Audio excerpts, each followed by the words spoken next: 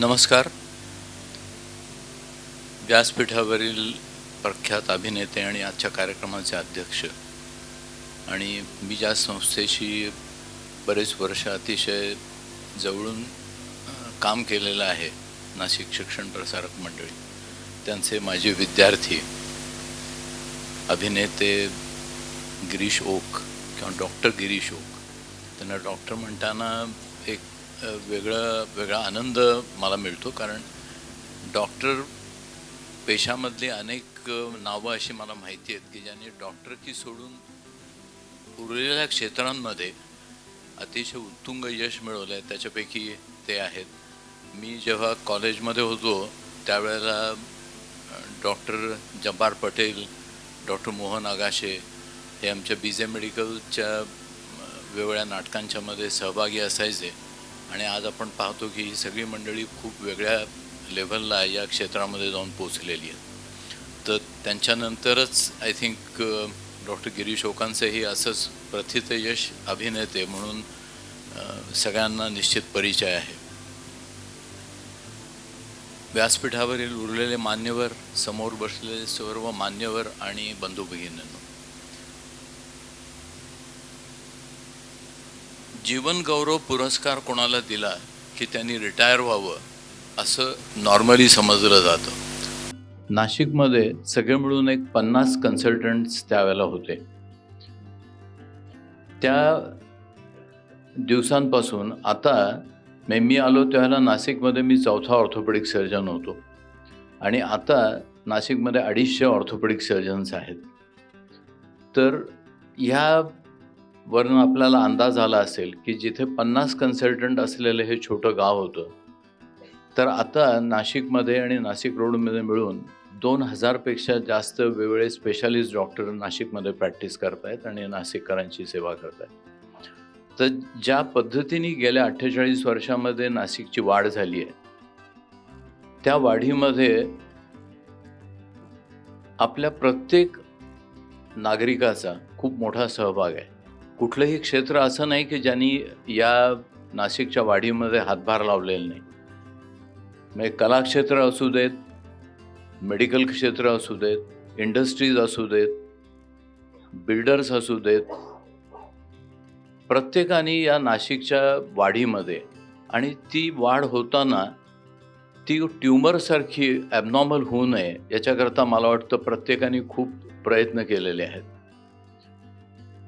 तर अशा या नाशिकमध्ये माझ्या आयुष्यातली मेजर वर्ष, जरी मी मूळ नाशिकचा नसलो तरीसुद्धा मी पूर्णपणे नाशिककर झालो. याचं कारण माझ्या आयुष्यातला मेजर पार्ट मी या शहरामध्ये व्यतीत केला आहे.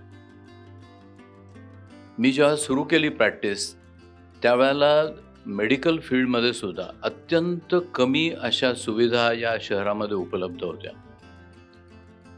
म्हणजे अगदी साधं उदाहरण द्यायचं झालं तर ऑक्सिजन सिलेंडर की जो लाईफ सेव्हिंग असतो, तर नाशिकमधल्या जे काय त्यावेळेला हॉस्पिटल होती एक 25-30, त्याच्यापैकी 2च हॉस्पिटलमध्ये ऑक्सिजन सिलेंडर उपलब्ध होता. ते एखाद्या हॉस्पिटलमध्ये पेशंट सिरियस झाला तर त्या हॉस्पिटलमधनं तो सिलेंडर मागवायला लागायचा. ICU सारखी कुठली सुविधा नव्हती. सुरुवातीच्या काळामध्ये जर काही एखादा पेशंट सिरियस झाला तर त्याला ॲम्ब्युलन्समध्ये टाकून मुंबईला नेण्याशिवाय लोकांना पर्याय नव्हता.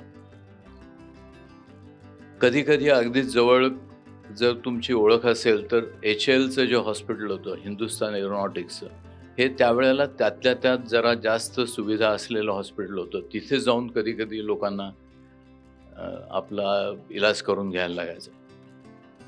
तर अशा स्थितीतून आज नाशिकची जी वैद्यकीय वाढ झाली आहे, तर आता नाशिकमध्ये 4-5 कॉर्पोरेट हॉस्पिटल्स आहेत.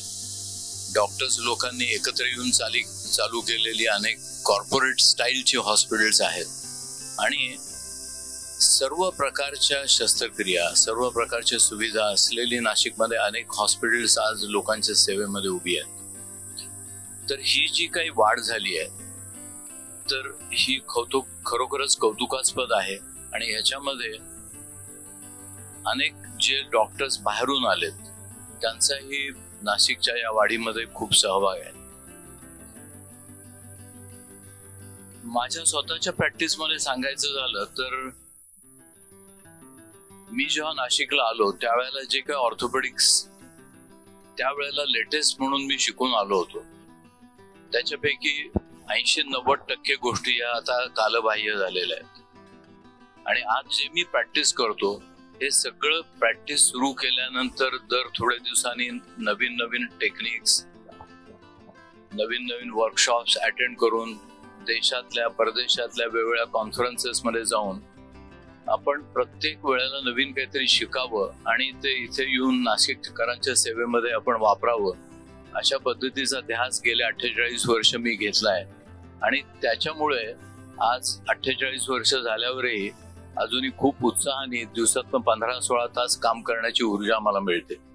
हे जे मी आता सांगितलं की तुम्हाला नवीन काहीतरी शिकलं पाहिजे, तर प्रत्येक माणूस हा आयुष्यामध्ये शेवटपर्यंत विद्यार्थी असतो आणि ती विद्यार्थी दशा जर आपली संपली नाही तर तुम्ही तुमच्या क्षेत्रामध्ये काहीतरी नवीन करण्याची तुम्हाला नेहमी ऊर्जा मिळत राहते आणि नवीन काहीतरी तुम्ही त्याच्यामध्ये निश्चितपणे करू शकता.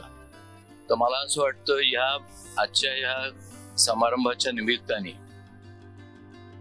माझ्या स्वतःच्या अनुभवातून घेतलेला एक जो मेसेज आहे तो म्हणजे प्रत्येकाने आपण ज्या क्षेत्रात काम करत आहात त्याच्यामध्ये काय नवीन आहे, पत्रकारिता असू दे किंवा तुमच्या क्षेत्रातलं दुसरं कुठलंही काम असू दे, आपण काहीतरी नवीन कायम शिकत राहिलं पाहिजे आणि ते आपल्या स्वतःच्या व्यवसायामध्ये वापरलं गेलं पाहिजे की ज्याच्यामुळे आपली आणि समाजाकरता आपण जे काम करतोय त्याच्यामध्ये काहीतरी त्या आपण शिकलेल्या ज्ञानाचा उपयुक्तता आपल्याला दिसली पाहिजे.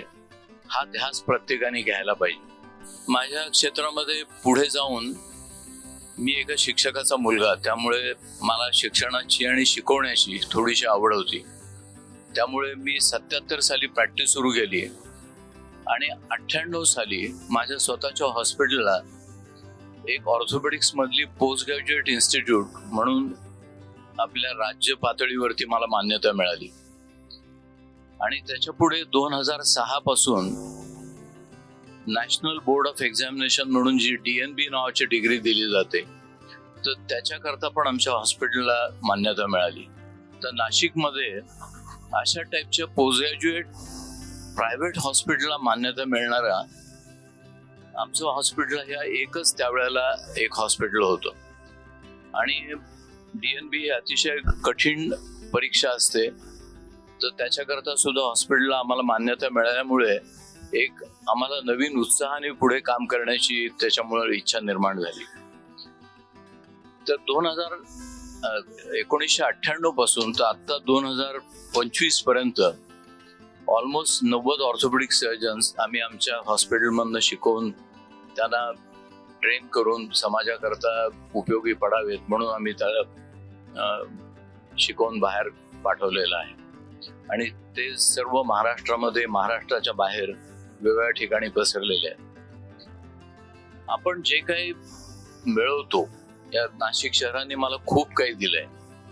तर एक वाक्य मी नेहमी लक्षात ठेवतो की you make your living bye what you earn. म्हणजे तुम्ही तुमचा चरितार्थ चालवता ते तुम्ही त्यात ज्यात आर्थिक जे काही मिळवता त्याच्यामधनं, परंतु you make your life by what you give and this giving is to the society. तर कुठल्या ना कुठल्या मार्गाने प्रत्येकाने आपल्याला जे या शहराने दिलं, जे समाजाने दिलं, तर त्याच्या बदल्यामध्ये काही ना काहीतरी आपण समाजाकरता देणं लागतो याचं भान प्रत्येकाने ठेवलं पाहिजे. मी कुठल्याही प्रकारचे डोनेशन्स न घेता हे 90 ऑर्थोपेडिक सर्जन्स समाजामध्ये जे आज प्रॅक्टिस करतायत ते देण्याचा मी समाजाला प्रयत्न केला. वेगवेगळ्या कॉन्फरन्सेसमध्ये जाऊन जे काही ज्ञान मी मिळवलं ते पुढच्या पिढीला देण्याचा प्रयत्न केला. शिक्षण संस्था किंवा काही चॅरिटेबल कॅम्प्स या मार्गाने जे काही समाजाला परत देण्याची शक्यता मला मिळाली ते देण्याचा मी प्रयत्न केलाय. अर्थात याच्यामुळे काही जे मला समाजाने दिलं किंवा जे नाशिकने दिलं त्याच्यातून मी ऋणी होऊ शकणार नाही किंवा त्या ऋणातून मी मुक्त होऊ शकणार नाही. अजूनही परमेश्वर कृपेने जी काही एनर्जी मला मिळेल त्यातनं जे काही समाजाकरता करता येईल ते करण्याची या कार्यक्रमाच्या निमित्ताने मी माझी इच्छा व्यक्त करतो. मला बोलवून माझा हा पुरस्कार देण्याकरता माझी निवड केली याबद्दल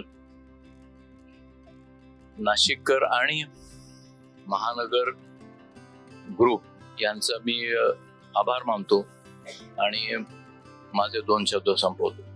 थँक्यू.